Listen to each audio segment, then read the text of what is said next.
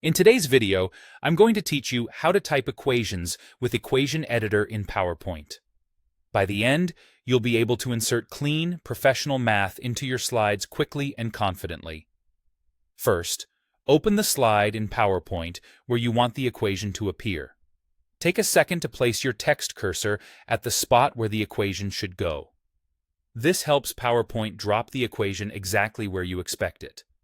Next, look toward the top of your screen and click the Insert tab on the ribbon.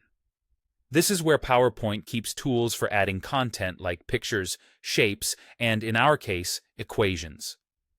Now, choose Equation, the button with the pi symbol. If you like keyboard shortcuts, press Alt+=. Either way, PowerPoint will create an equation box and switch you into equation editing mode automatically. You'll also see the Equation Tools, Design tab open, which gives you specialized math options. Start typing your math using simple notation. For example, type x02 for x squared. Use an underscore for subscripts, like x01. Type frac to build a fraction. Many functions convert as you type or after you press the spacebar. Try +sqrt for a square root, int for an integral, or /sum for a summation.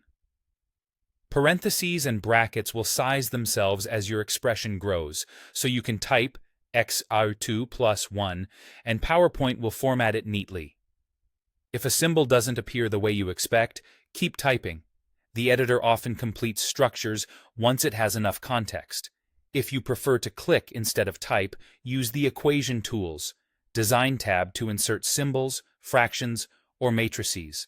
In the Symbols group, you'll find Greek letters and common math symbols.